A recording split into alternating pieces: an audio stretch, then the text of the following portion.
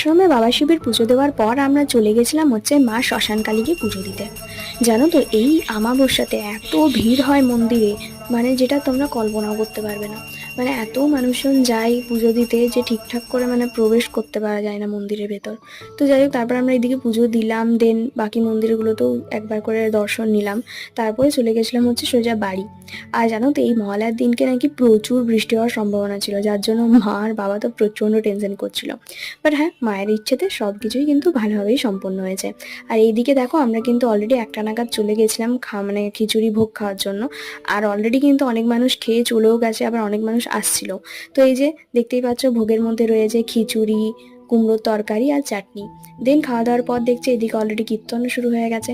তো চলো আজকের ভিডিওটা এই পর্যন্ত থাক, দেখা হচ্ছে পুজোর আরো অনেক মিনি ব্লগের সাথে। আর প্লিজ গাইস, তোমাদের কাছে একটাই অনুরোধ, আমাদের ভিডিওগুলো একটু প্লিজ দেখো, কারণ চ্যানেলটা একেবারে রিচ ডাউন।